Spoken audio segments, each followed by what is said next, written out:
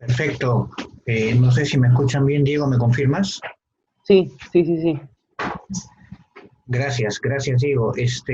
Bueno, yo voy a conversarles sobre lo que es el dopaje, entendido como trampa para sacar réditos deportivos, ¿no? Nosotros tenemos actualmente que los medios de comunicación masiva nos presentan cada vez con mayor frecuencia casos de deportistas que recurren al dopaje como una manera de conseguir ventaja en competencias deportivas. Y ello se presenta en una gran mayoría de casos debido a los sueldos cada vez más elevados, debido a las sumas que invierten las empresas en publicidad por concepto de imagen. Nadie quiere quedar segundo, todos quieren quedar primero, solo vale el primer lugar. Tomando la frase de George Orwell, podemos decir que la historia la escriben los vencedores. Y como contrapartida no dejamos de alarmarnos, ¿no? Cuando apreciamos cómo aquellos a los que teníamos como impecables campeones se ven luego como tramposos ídolos de barro, los que por un impensado descubrimiento de manera merecida se les dejaba de rendir pleitesía. Veo dentro de los asistentes al aula a Alexandra Chales Simic. ¿Usted es hermana de Robertito? Sí, bueno, yo soy muy amigo de Robertito, lo conozco de un buen volante zurdo en el San Agustín. Dígale que ha conversado con el doctor, le estaba escribiendo por el Messenger, y a su papá, bueno, ni qué hablar, ¿no? Lo tuve como entrenador, yo era el dirigente en el lawn tenis con Papi Pelli. Un gran saludo para tu papá y para tu hermano Alexandra. Bueno, les estaba hablando del dopaje, perdón por el comentario. El descubrimiento cada vez con mayor frecuencia de resultados de marcas deportivas que han sido obtenidas gracias a la ayuda del dopaje en los atletas, nos deriva a la eterna discusión metaética. ¿Y cuál es esa discusión? Entre el deber ser, donde la actividad volitiva del ser humano fluye libremente, y por otro lado tenemos al ser que se presenta como resultado de la actuación de una causa externa. Yo tengo la ilusión de poder aportar en algo, a pesar que en medio de un deporte tan profesionalizado, donde existe sponsoría y derechos de imagen incluidos, se atente contra esta ilusión, ¿no? Yo voy a mencionar deportistas, no solamente el fútbol, que es lo que me apasiona a mí, ¿no? Santos Canelo Álvarez, Diego Armando Maradona, María Sharapova, Alberto Contador, Gladys Tejeda, Paolo Guerrero, Romario, Ben Johnson, Lance Armstrong. Hablamos de deportistas multifamosos, multicampeones, pero todos ellos rociados con un denominador común, la trampa. Arrojaron positivo en los controles antidopaje que se les aplicaron y vieron empañadas de esa manera sus trayectorias. Ahora, no deja de ser irónico también señalar de que muchos casos no fueron considerados como dopaje, a pesar de haberse detectado alteraciones en la sangre de los deportistas, porque el dopaje avanza más rápido que los controladores. Existe un hecho de que no se sabe a ciencia cierta qué sustancia es la que había llevado a ello por no tenerla registrada en ningún tipo de catálogo. Y ello permite comprobar, lamentable y tristemente, que las malas praxis empleadas en el doping siguen estando por delante, llevando ventaja a los procedimientos para combatirlo y a castigarlo.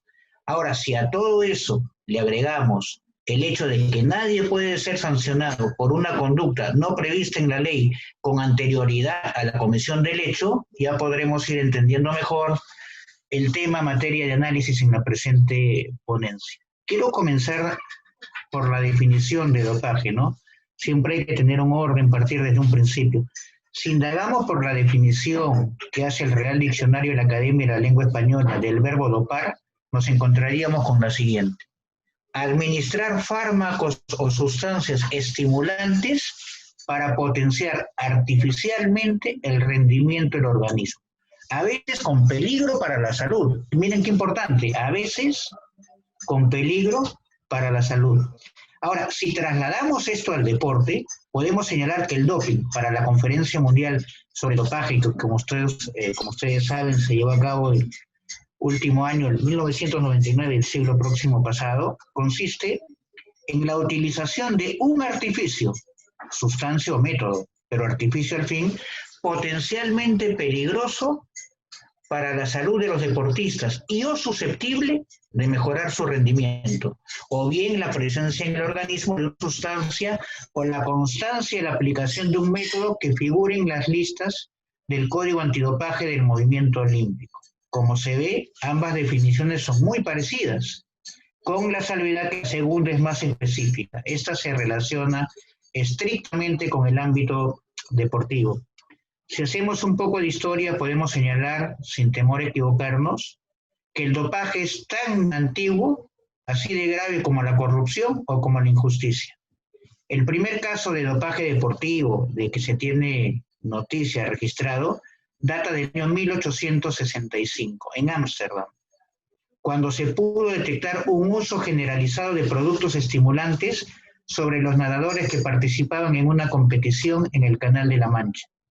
Las noticias de la época hacían referencia a una droga que no se pudo detectar cuál era, pero que contribuía de manera ostensible a aumentar la resistencia de los atletas en dicho evento deportivo. Ahora, ya definimos al dopaje, ya hicimos un poco, establecimos una línea de tiempo y quería comenzar señalando en esta parte cuáles son las consecuencias negativas para la salud y para la integridad moral de los deportistas. Existe una relación indisoluble entre la medicina y entre la salud de los deportistas. Ello creo que está fuera de toda discusión, ¿no? No es ni siquiera necesario entrar a preguntar sobre el tema.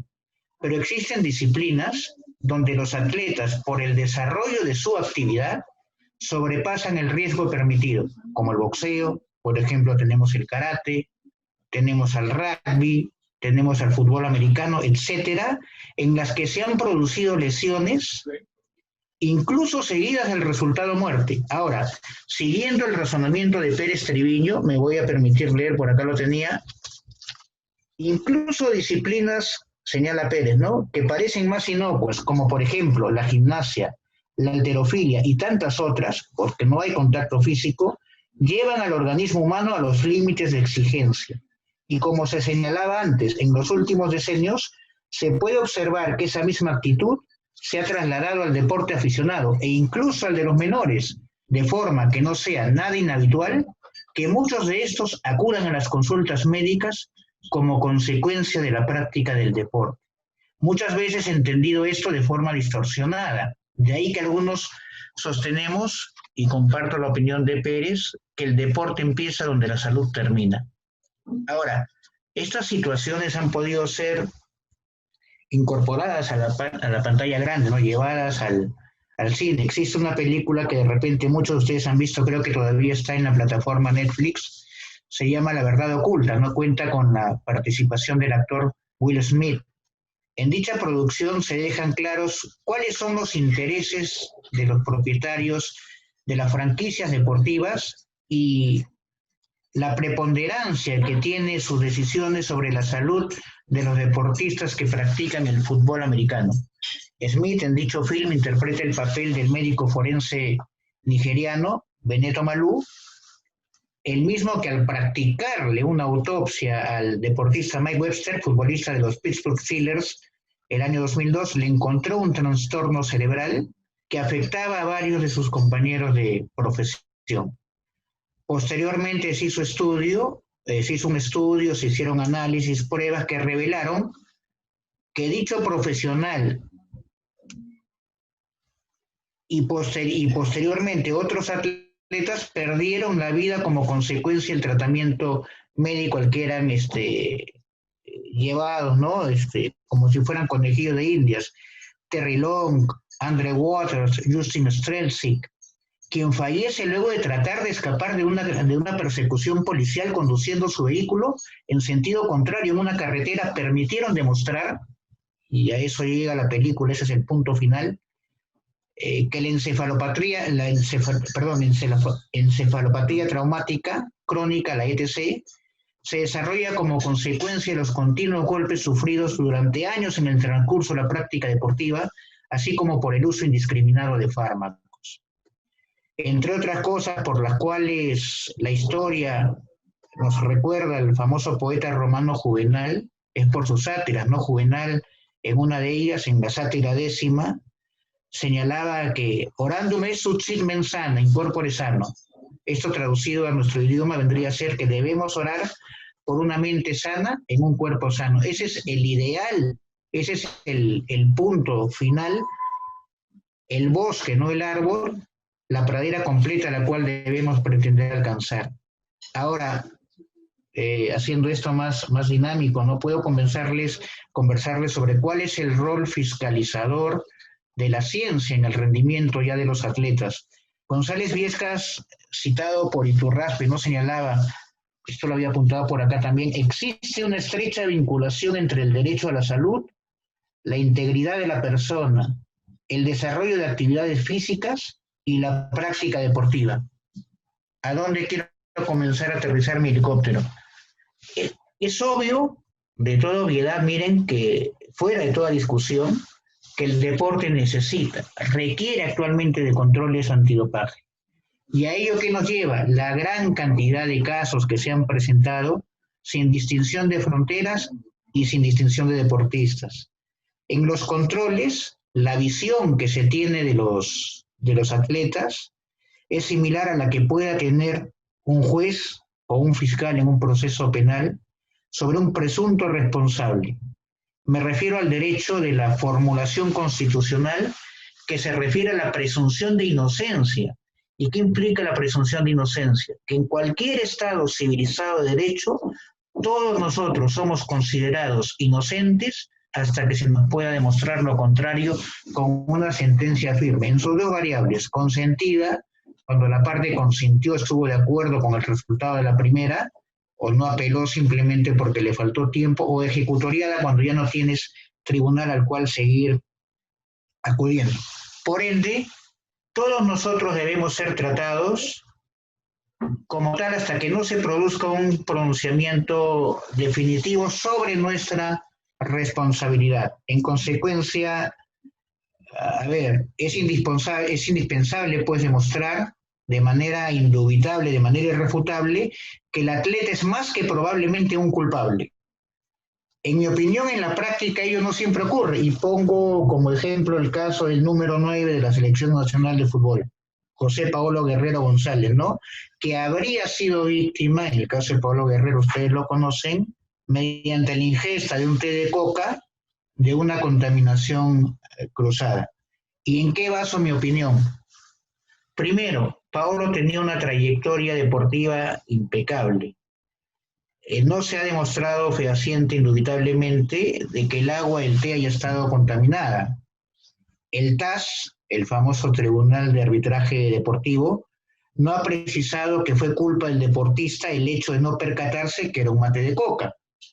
Que dos ex empleados del hotel donde se encontraba concentrada la selección peruana de fútbol, Antonio Bando y Luis Escate, si mal no recuerdo, señalaron en un programa televisivo que el atleta resultó contaminado accidentalmente. Y más que eso, el hecho de que es poco creíble, ¿no?, que un atleta cometa esa conducta a puertas del evento más importante de su vida, ¿no?, de su brillante trayectoria, debutando con la cinta de capitán en el brazo derecho de la selección peruana de fútbol en el torneo mundial. López Frías señalaba, no cabe preguntarse hasta qué punto podría estar justificado tratar a deportistas que hacen su trabajo sin haber sido acusados de ningún delito o falta como criminales que puedan causar un grave daño a la sociedad. El maestro Francesco Carnelutti, a estas alturas del siglo próximo pasado, nos regaló en 4 tomos sus lecciones sobre el derecho procesal penal, y decía en uno de ellos, no recuerdo, eso me quedó grabado, ¿quién le devuelve al procesado, después de un debido proceso, entre comillas, donde es sometido a las preguntas inductivas del Ministerio Público? Digo inductivas porque inducen a una respuesta en sentido afirmativo, ¿no? Di que usted golpeó, di que usted mató, di que usted reventó la puerta. Eso le produce una indefensión, y después de, entre comillas, un debido proceso, después de 6 meses en un juicio público donde se trasladan todas las miserias humanas de manera abierta, el Estado le dice, ¿sabes qué? Me equivoqué contigo, eras inocente. Entonces lo que pregunta Carnelutti es, ¿no?, de qué manera se le restituye a él ese estado, ¿no?, que tenía, porque llevarlo a tribunales es posicionarlo en una posición inferior a la del resto de mortales. Sin embargo, es distinta la situación que se presenta en el tema del deporte, ¿no?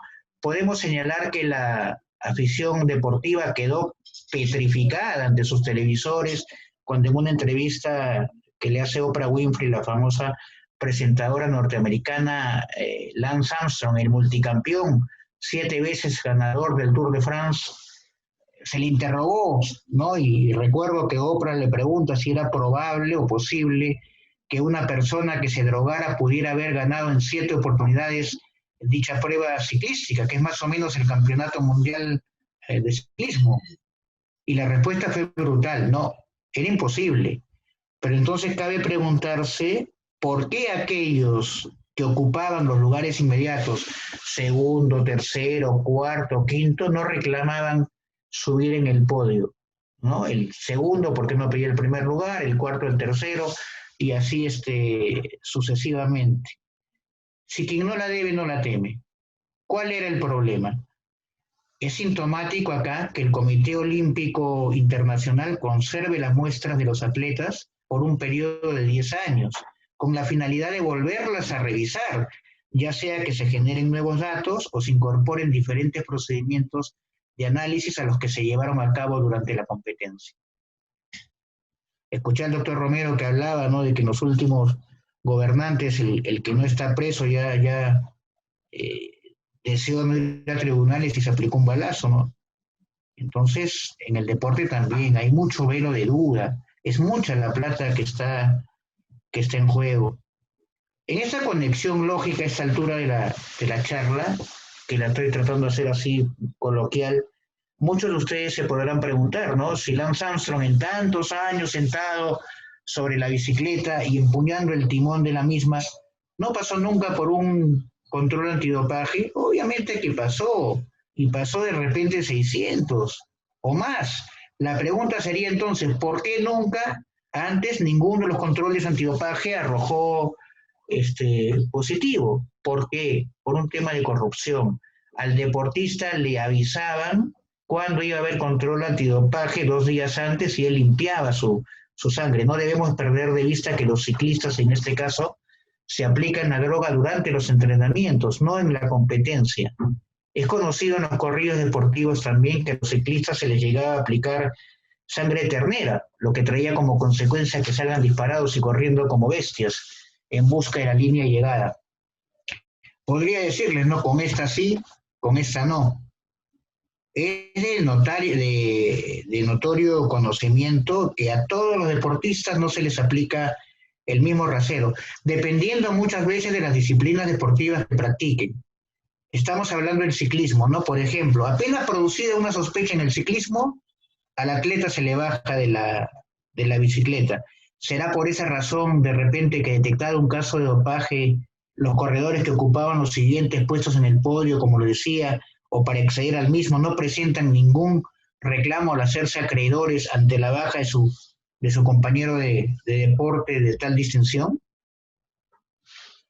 Esto tiene que ver mucho con el reexamen que puede hacer el Comité Olímpico Internacional de las muestras. Pero no solamente debe tratarse de efectuar controles en las competencias o de manera aleatoria en los entrenos, ¿no? Hay que explicarles a los deportistas los graves riesgos que conlleva para su salud los productos químicos que permiten ingresar a sus cuerpos. Se debe generar un proceso de conciencia y de cero tolerancia cero. Me viene a la memoria, bueno, a los que les gusta la salsa, ¿no?, la parte de la letra de una canción popular, que bien podríamos aplicar al tema ese que estamos conversando sobre los atletas y las drogas, ¿no? La conciencia me señala que no la debo tomar, pero el corazón me indica que sí debo. Por poner otro ejemplo, en el más popular de los deportes se aplica otro baremo. A mí me gusta mucho el fútbol, ¿no? Entonces, muchos de ustedes que están estudiando, bueno, en el IPD, ustedes saben que el fútbol es la oveja negra, ¿no? ¿Qué hace este pata que conoce el fútbol hablándolos de nosotros? Yo recuerdo la conferencia del negro Roberto Fontana Rosa ante el Congreso Interamericano de la Lengua, ¿no?, de la lengua española, él vestido como se viste siempre. Recomiendo lean sus cuentos, son muy sabrosos. Decía, ¿no?, ustedes que son lingüistas dirán, ¿qué hace un tipo como yo sentado dándoles una conferencia? Pero quiero tomar 2 ejemplos en el fútbol, uno nacional y otro allende fronteras.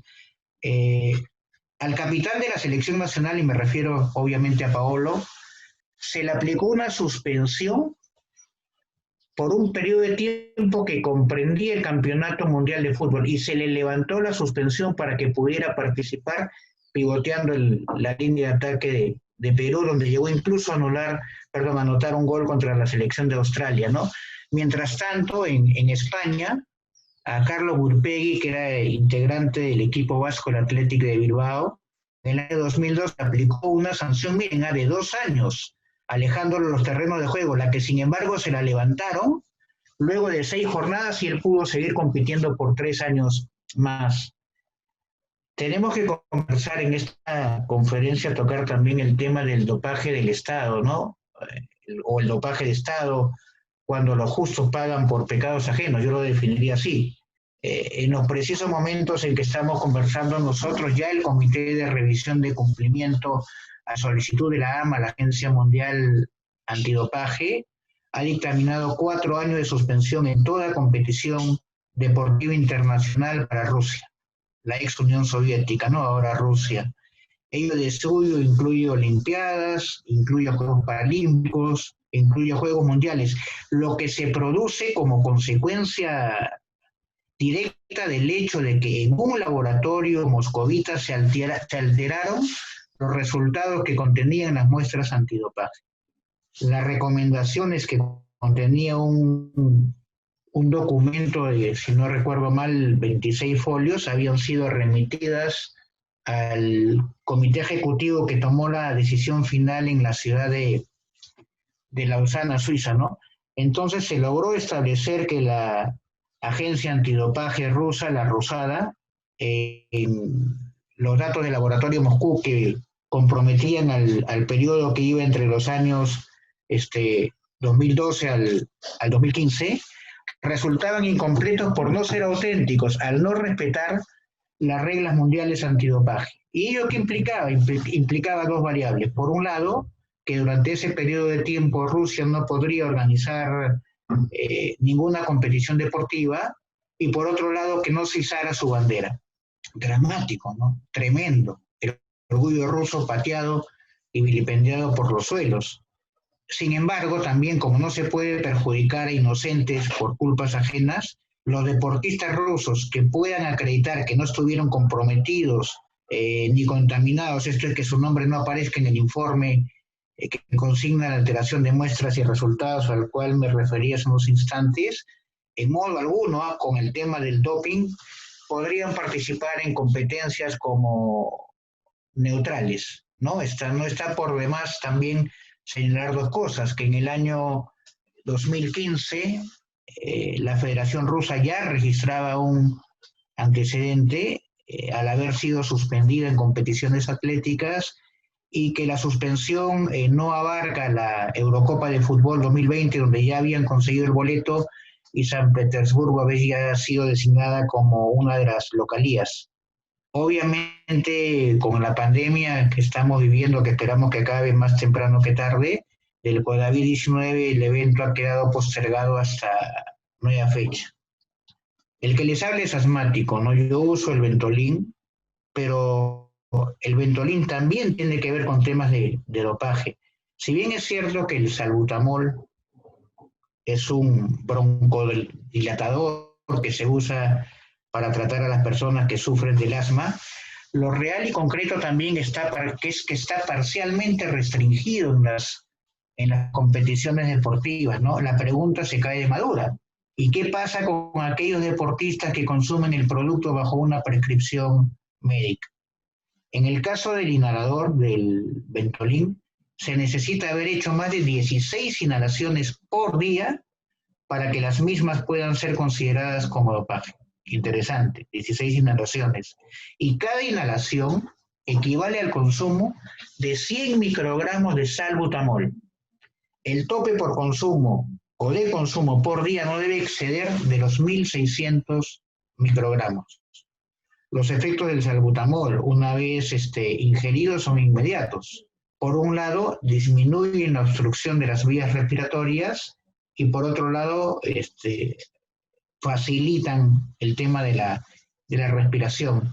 En Chile ocurrió un caso emblemático con una de sus patinadoras, ¿no? Carolina Santibáñez fue autorizada por el Comité Olímpico Chileno a participar en los Juegos Panamericanos de Río, pese a haber consumido salbutamol. Ahora, ella fue exonerada de toda responsabilidad. ¿Por qué? Porque manifestó que el consumo del salbutamol lo hizo por encontrarse padeciendo bronquitis y habiendo presentado todas las recetas médicas que acreditaban su versión. Aunque parezca increíble, miren, esto es lo curioso del caso de esta chica Santibáñez, a ella se le quiso sancionar, a veces hasta da risa los pronunciamientos, ¿no? Tratar de buscar la culpa como dejando de buscar esos conceptos de, perdón por redundar, de proporcionalidad y razonabilidad, ¿no? Porque ninguna potestad sancionadora, en este caso la de los tribunales deportivos, puede ser como una espada de Damocles que pende sobre la cabeza de los atletas, ¿no? A Santibáñez se la quiso sancionar por el hecho de no haber solicitado 21 días antes una excepción terapéutica. Miren qué gracioso, ocurrente lo del tribunal. La respuesta del deportista fue más clara que el agua, ¿no? Hay un tango naranjo en flor, era más clara que el agua clara. En ese plazo, ¿cómo podía saber la deportista chilena, la patinadora Santibáñez, Carolina Santibáñez, si se iba a enfermar? Nos encontramos ante una flagrante vulneración del repertorio de derechos que involucran a una tutela efectiva de sus intereses. Sostener lo contrario implicaría vulnerar el debido proceso, vulnerar la seguridad jurídica y alterar la predictibilidad de las resoluciones de los tribunales. Quisiera conversarles también sobre los implantes o las prótesis, ¿no? Lo que yo defino como la delgada línea entre lo que está permitido y lo que está prohibido, ¿no? Hasta el día de hoy, estamos ya 4 de junio, mañana es cumpleaños de mi madre, se sigue discutiendo si las marcas mundiales, los 100 que consiguió en los 200, en los 400 metros planos, el atleta paralímpico sudafricano Oscar Pistorius, se debieron al hecho de que corría con prótesis transtibiales, hechas a bases de fibra de carbono por la fabricante Osur, de nacionalidad islandesa. Aunque nos parezca de verdad descabellado, tirado los cabellos pensarlo, se han presentado casos de atletas, miren, que deliberadamente se han roto un dedo del pie y con el fin de estimular su presión sanguínea han lesionado miembros, insensibilizándolos. A este tipo de doping, como ustedes saben, se le viene a conocer como el boosting, ¿no? La pregunta es, ¿puede valer tanto una medalla? ¿Es tan caro el precio de una presea?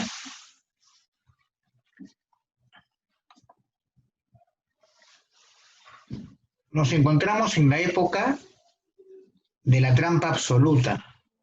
Nos encontramos en una época en la que podemos decir que vale todo por conseguir el premio.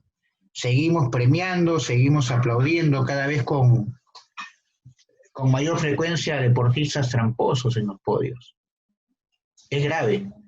¿Podemos hacer algo o simplemente nos quedamos de brazos cruzados mirando para el otro lado? ¿Y seguimos formando parte del sistema? Esa es la pregunta. Se han visto casos de deportistas a los cuales se les entregaba la medalla en sus domicilios semanas o meses después de terminada la prueba, al haberse comprobado que el atleta premiado había ingerido, pues, sustancias prohibidas. ¿No era acaso lo ideal, lo justo, que se le hubiese premiado ante una tribuna llena, un estadio rebosante aclamando su logro deportivo? Solamente eso les quería apuntar. Podemos conversar también, porque el tema es amplio, sobre el dopaje químico de segunda generación, ¿no? La primera etapa, conocida como el dopaje químico, simplemente contó con una participación activa, en este caso de los atletas, que elaboraban sus rutinas alimentarias guiados por,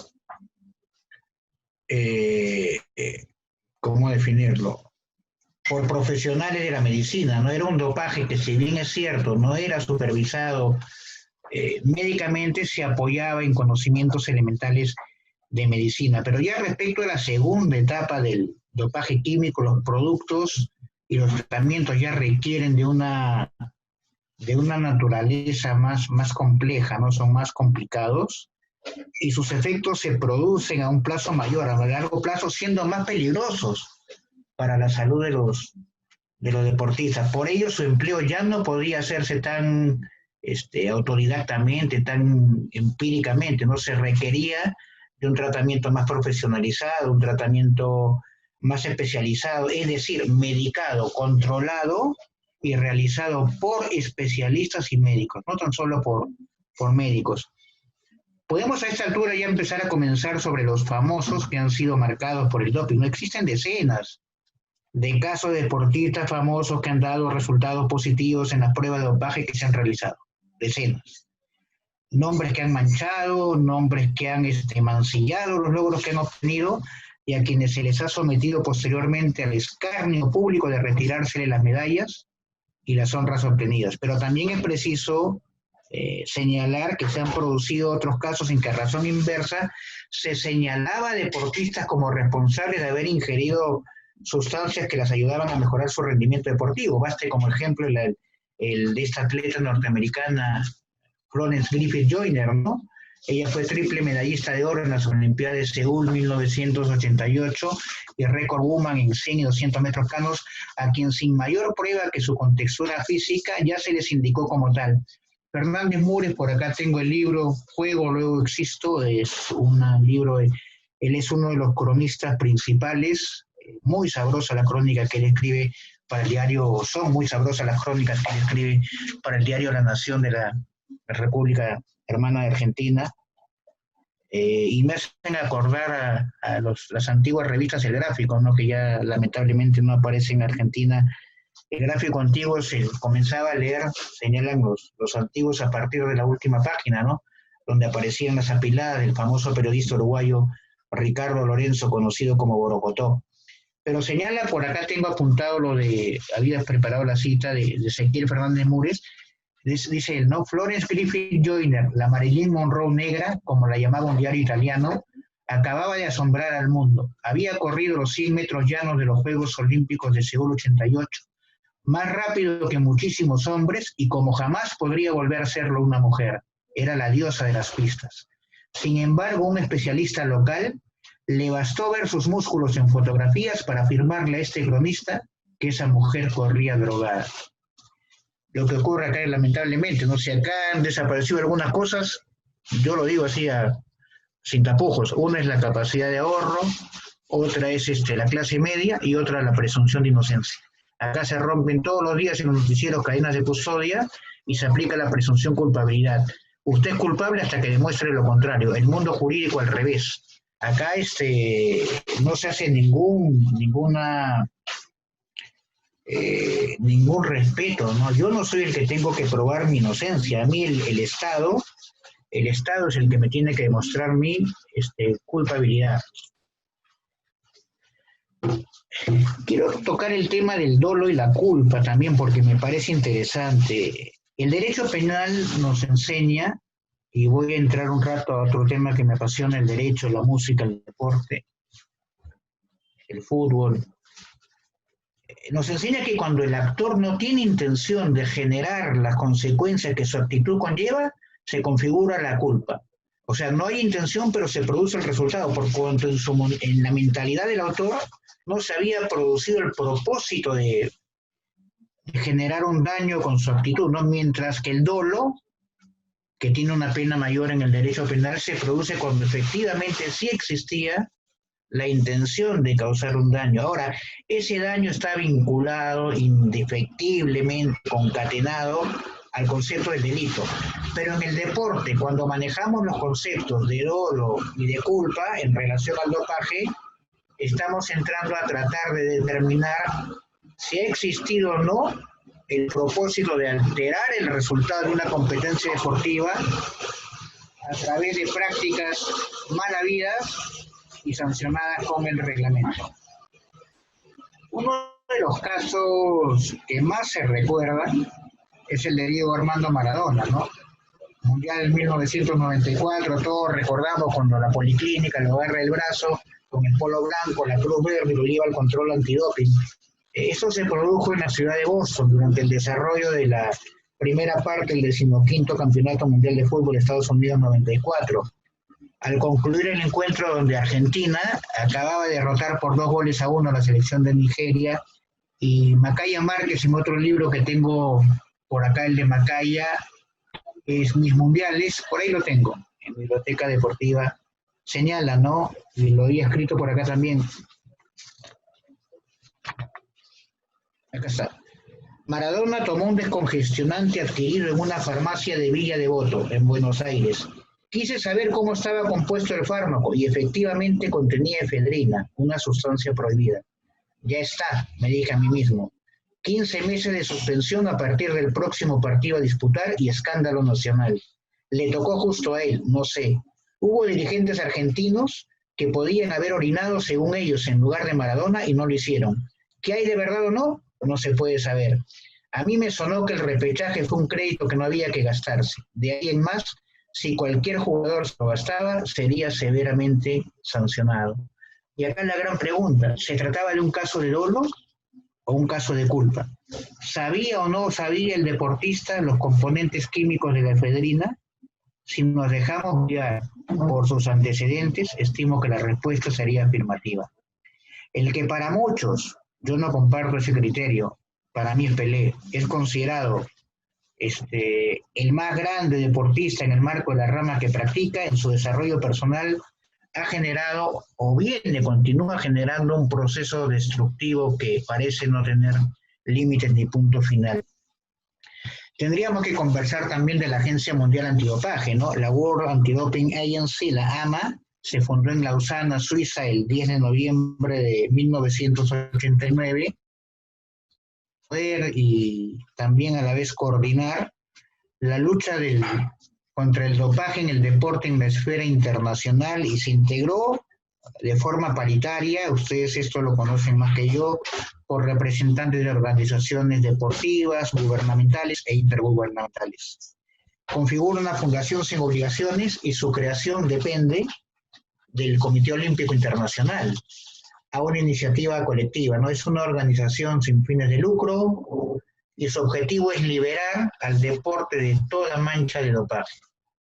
Y el código AMA se da en el año 2003, cuando la AMA elabora el Código Mundial Antidopaje a fin de poder sincronizar, sintonizar toda la normativa internacional sobre dopaje. Recuerdo también en este extremo que Pérez Treviño señalaba, palabras más o menos, que con la creación de la AMA y la creación del código, la lucha antidopaje se convirtió en una especie de carrera entre policías y ladrones, ¿no? Altamente tecnologizada, en la cual, ¿cuál era el signo distintivo? Marcaba Pérez, ¿no? La tolerancia cero contra los tramposos. Nada, sin perdón ni olvido, los cuales deberían ser capturados y apartados del deporte. En este orden de ideas también puedo indicarles de que el programa antidopaje ya a nivel globalizado tiene como carta fundamental la de enfrentar al doping con todos los elementos, la de enfrentar al doping con todas las armas que tengan que ver con dicha lucha. Quiero invitarlos al terreno que más conozco, ¿no? El doping en los mundiales de fútbol. Los casos de futbolistas que recurrieron al dopaje han surtido de contenido a páginas poco envidiables, tristes y lamentables de los mundiales de fútbol, para no extenderme demasiado en torneos de alta competición. No voy a hablar de otras competiciones, Copa Libertadores, otras no, me voy a ir de frente a los mundiales de fútbol, ¿no? Así tenemos, por ejemplo, que durante el desarrollo del 10º Campeonato Mundial de Fútbol en Alemania en el año 1974, recuerden que por esos años aún existía el muro de Berlín, el futbolista haitiano Ernst Jan Joseph, durante el partido que su país perdió 3-1 contra la selección de Italia, arrojó en su control de orina positivo al fenilmetrazin. ¿Qué fue lo que adujo el deportista haitiano, no? Que él había ingerido una medicina que lo llevaba a controlar el asma que sufría, lo que fue desmentido por el médico de la delegación de Haití. eran los tiempos en que el dictador Jean-Claude Duvalier ejercía la presidencia en Haití. ¿Saben qué fue lo más curioso? Que cuando culminó el encuentro, el futbolista fue secuestrado por la policía de su país, golpeado salvajemente y conducido al aeropuerto. Se le condenó a 2 años de reclusión y se le imputó el cargo de haber deshonrado al país. Jugaban Perú con Escocia 4 años después, 1978 en Córdoba, y mientras que en la cancha todos los peruanos festejábamos pues una trabajada victoria por 3-1, el puntero izquierdo de los escoceses, Willie Johnston, daba positivo a la fenfamina, que era un recuperador de la fatiga, y tuvieron que transcurrir 8 años para que el español Ramón María Calderé diera positivo a la efedrina. Sin embargo, ¿qué fue lo que señaló en esa oportunidad el deportista español? Que él había ingerido un jarabe con prescripción médica. ¿Y saben cuál fue la sanción? Un partido de suspensión. Por eso digo que todos los deportes no son medidos con el mismo rasero, ¿no? Y una multa de, si no recuerdo mal, 25.000 euros. La gran pregunta también sería, si existía una prescripción facultativa, ¿por qué se le castigaba? O sea, por angas o por mangas, la sanción adolecía de 2 principios fundamentales del derecho procesal, que también se aplica al derecho procesal deportivo: la proporcionalidad y la razonabilidad. Y no lo digo yo, lo puso por escrito en el año 1756 el marqués César de Beccaria, cuando nos regaló su obra acerca de los delitos y las penas. Han pasado 64. Han pasado más de 250 años bajo el canal y el agua sigue turbia.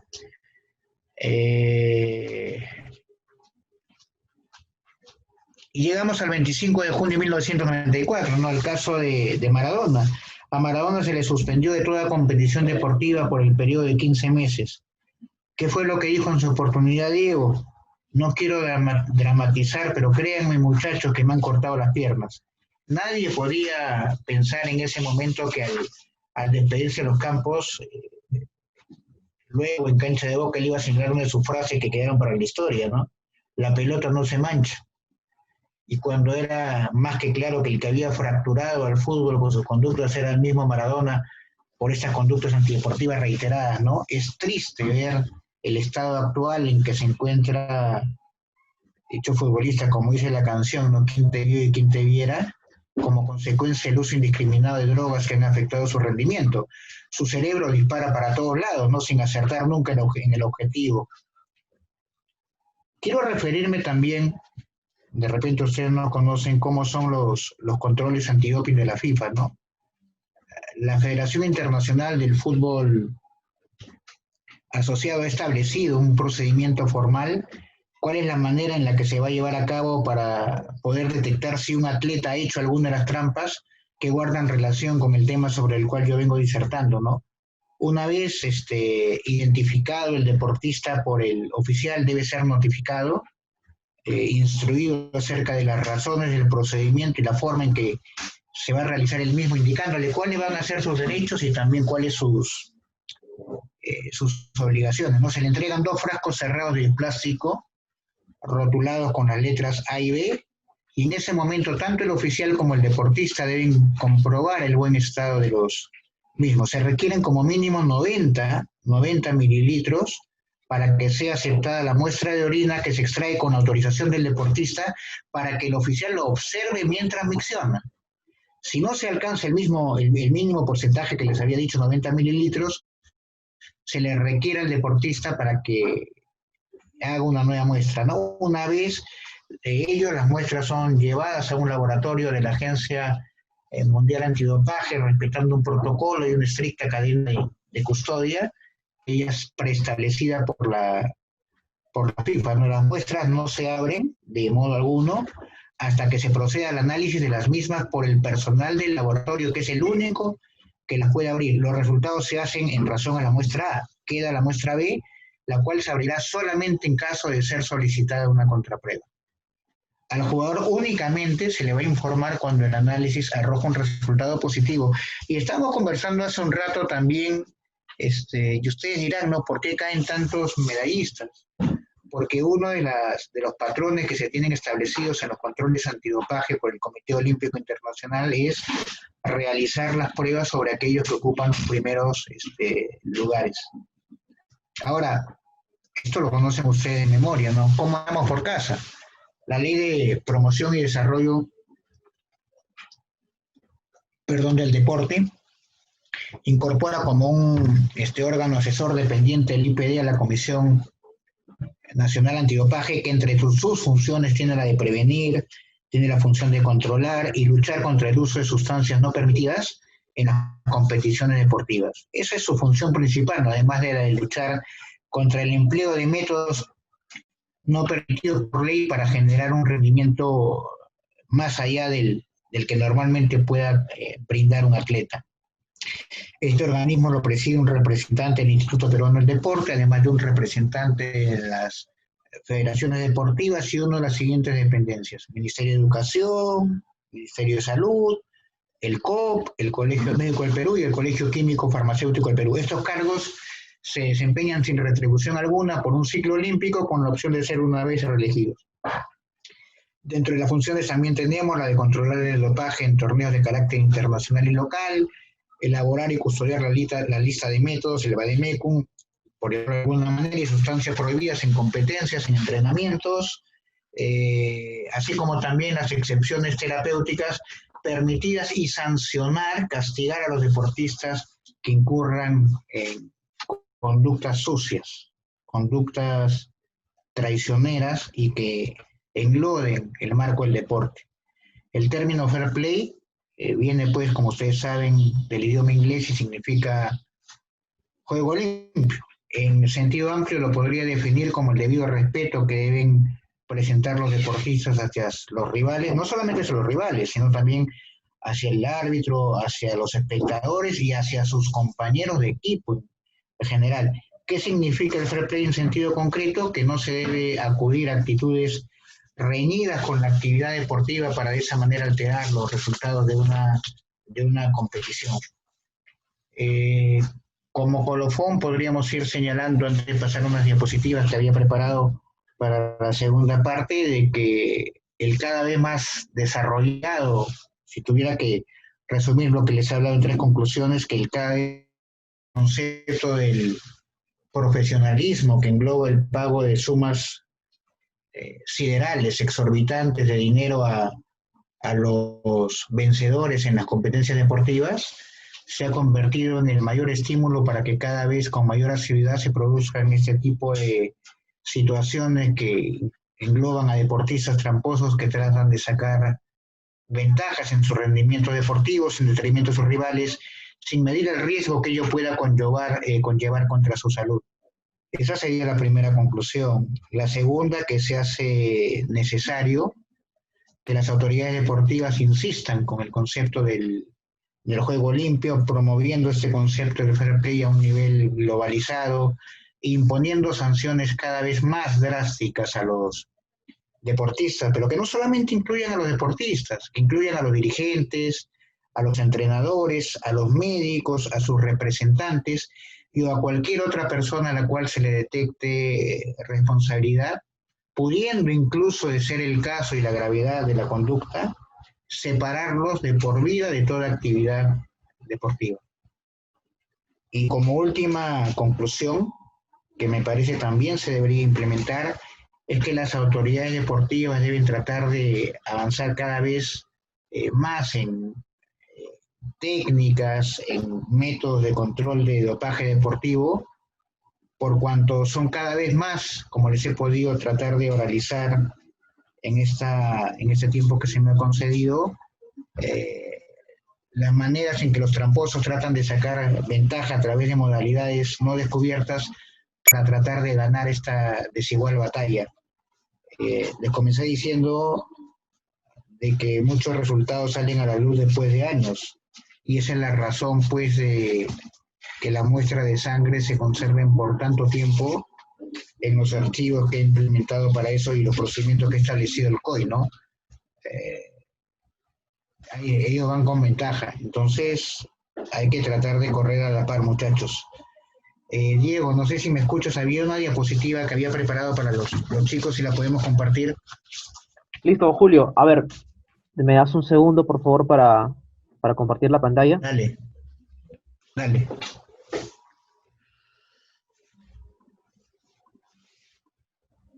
Listo, se llega a visualizar? Está todavía no, y ahora sí, voy a tratar de minimizar acá. Usted me indica en qué diapositiva nos Sí, ubicamos. puedes pasar la primera. Yo te digo siguiente, Diego, no hay problema. Bueno, estamos viendo el tema de las drogas en el deporte. Acá les he querido reflejar cómo se aparta al tramposo del grupo de compañeros, ¿no? Por un lado, lo que debería ser el deporte, ¿no?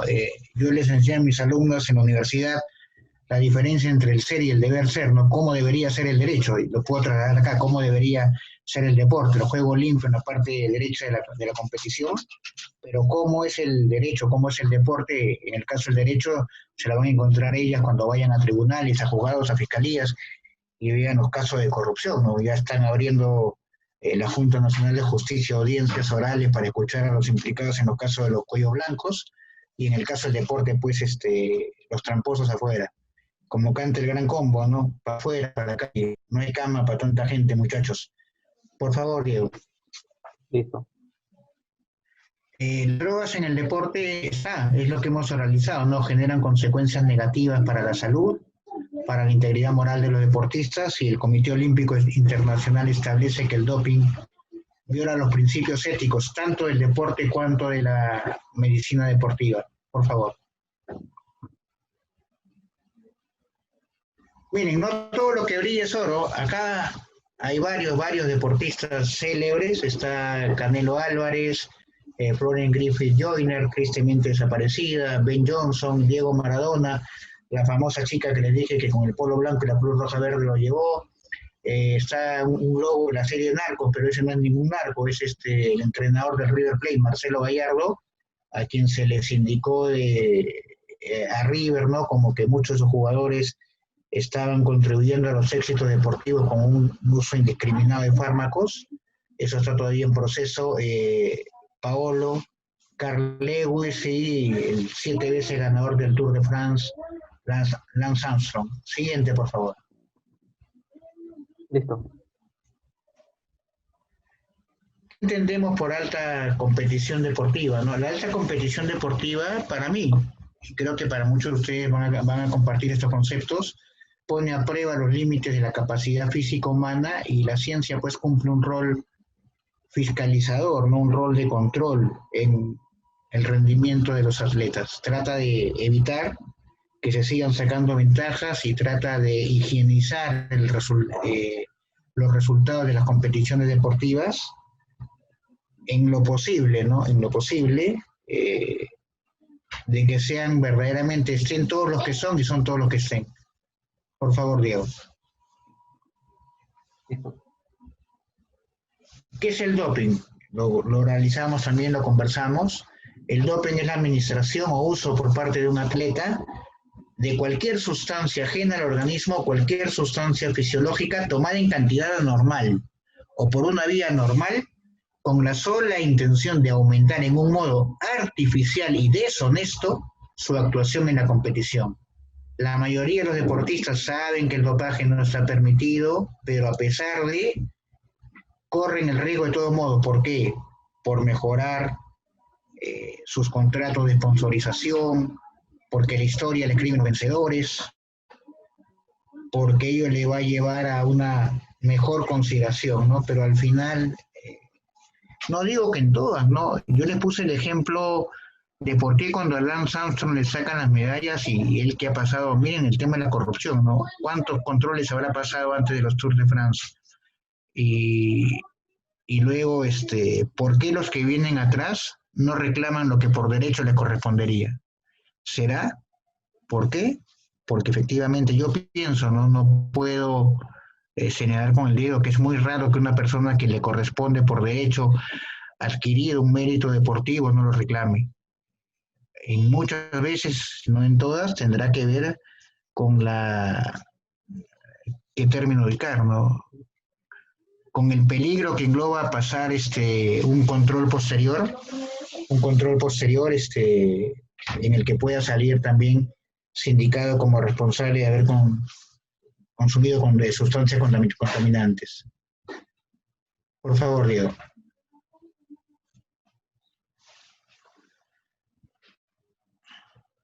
Acá vamos a ver en un video la carrera de los 100 metros del planos en las Olimpiadas de Seúl 1988. Había una pregunta en el chat, estoy viendo algunas preguntas, Justo, Diego. profesor, sí, quería comentárselo. Sí, De a ver. Alexandra. Sí, Dice lo siguiente. hay una de Alexandra. ¿Qué ocurre cuando los dirigentes apañan esas malas conductas en sus atletas y sacan cara por ellos? ¿Qué se puede hacer? A ver, Alejandra debe de repente preguntarle a su papá. Yo tuve la oportunidad, no digo de trabajar porque yo no cobraba en el tenis, lo hacía por amor y por amistad a lo que más me apasiona, que es el fútbol, a don Miguel Pelni Guardia, ¿no? Uno de los mejores dirigentes que ha tenido no solo la U, sino el fútbol peruano.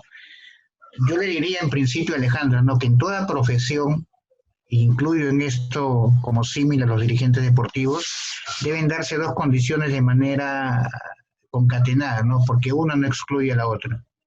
Y son definitivamente la honestidad y la capacidad.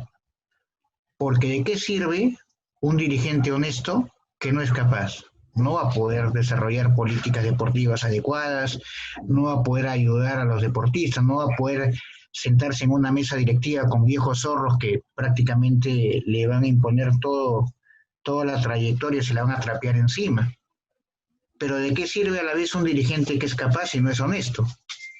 Se va a llevar toda la plata que ingresa a la federación. Lo dije hace un rato, Alexandra, no sé si compartas mi opinión, no necesariamente mi verdad tiene que ser la de ustedes, pero estoy obligado a sustentarla, ¿no? Yo pienso de que de acuerdo a la gravedad, aplicando criterios de proporcionalidad y razonabilidad, de ser grave el caso, también tendrían que ser suspendidos de por vida, ¿no? Porque están manchando al deporte.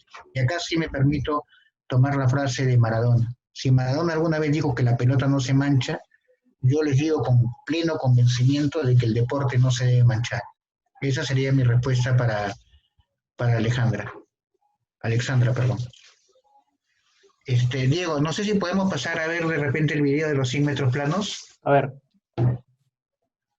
Por favor, profesor, ¿me confirma si es que se puede escuchar? Ok.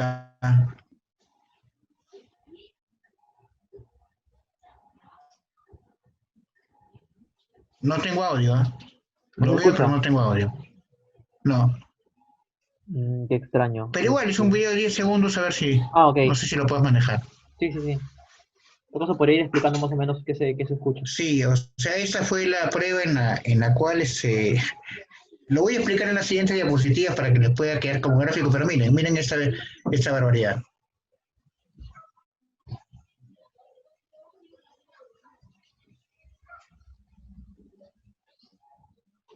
$9:84.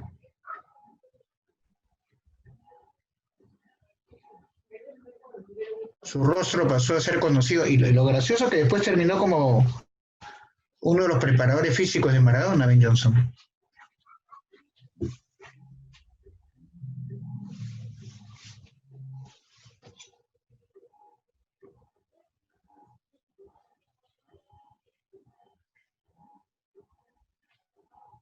Fue brutal lo que hizo, pero obviamente ayudado, ¿no? Por sustancias que habían ingresado a su cuerpo. Miren en la partida nomás la ventaja que saca. Miren ese pique. Lo deja dibujado a Carl Lewis. A Carl Lewis, ¿eh? No.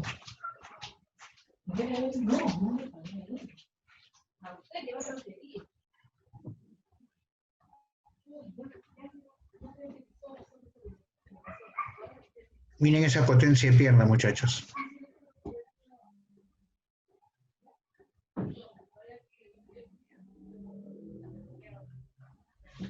Miren la cara de sorpresa de Carl Lewis. Esa no la tenía en su libro. Pero no crean que solamente fue Ben Johnson el que jugó sucio en esa carrera. Ahora lo vamos a ver.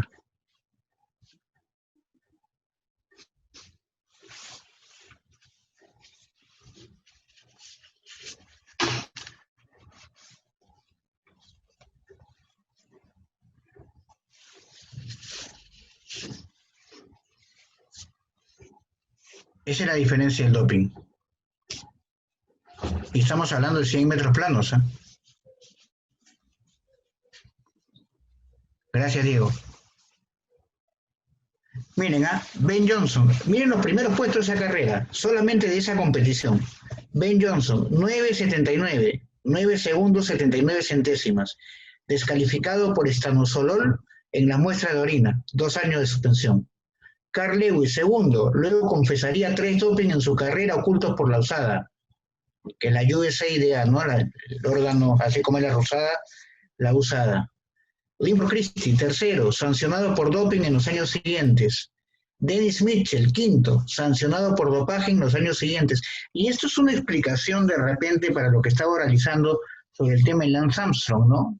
¿Por qué los que vienen después no reclaman lo que les debería corresponder? Ahí está la respuesta. La diapositiva es clarísima. Como dije hace algunos minutos, más clara el agua. Gracias, Diego. Listo. Dopaje de Estado, ¿no? Esto es lo que hablábamos de los rusos, lo realicé. Los beneficios que producían las sustancias químicas a los atletas eran tan fuertes, tan cautivadores, por llamarlo de alguna manera, que varios países los practicaban, justos pagaban por pecadores. Por favor. Listo. El dilema del prisionero, ¿no? Acá, ¿y por qué les pongo el dilema del prisionero? Porque los deportistas son empujados a hacer trampas bajo riesgo de quedar en una posición desventajada frente al que se dopa. Por favor, Diego. Listo. Y esta es la pregunta del millón. Ustedes, si estuvieran en la posición de los deportistas, ¿dejarían que se les administre, que se les incorpore en el cuerpo una sustancia que les va a garantizar medallas, pese a saber que en 5 años los puede conducir a la muerte?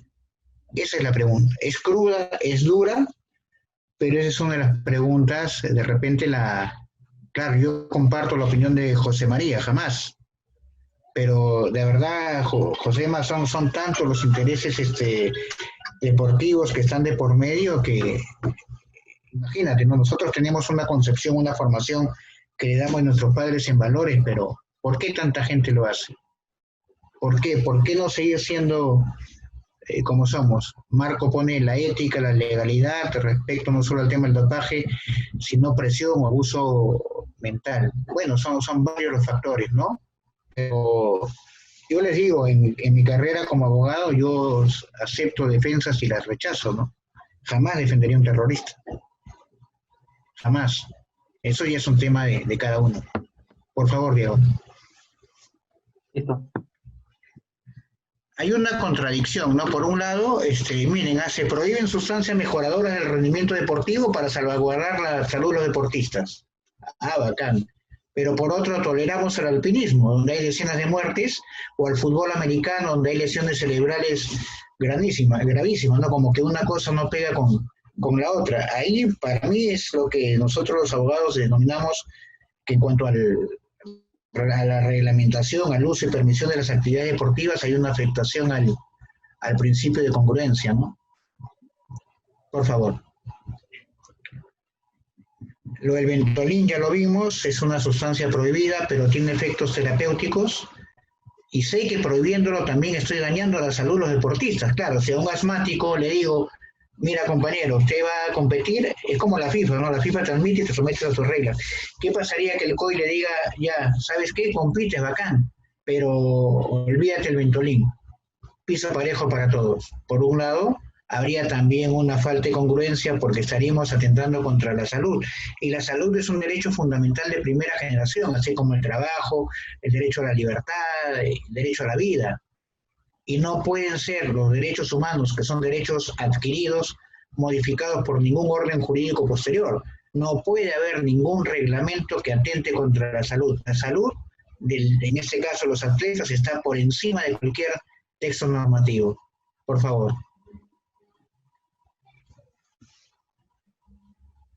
Sí, pero no, entre lo prohibido y lo obligatorio está la zona intermedia de lo que sí es de lo que sí es tolerable. Por favor. Los implantes y las prótesis, ¿no? Vimos el caso de los ciberdeportistas. Oscar Pistorius, un atleta con piernas amputadas que corre con prótesis de fibra de carbono, llegó a la final olímpica, miren, en los Juegos de Londres 2012, porque los implantes también cada vez mejoran más las prestaciones de las articulaciones del organismo humano. Diego, me dijeron que era hasta las 12, creo que ya estamos en la hora. Son 11:56. Sí, de hecho, quería aprovechar, digamos, Flor, para unos 5 minutos dar algunas indicaciones finales. Sí, podemos ir cerrando ya, profesor. Gracias Diego. Gracias a todos muchachos por la atención y gracias al doctor Romero por la invitación.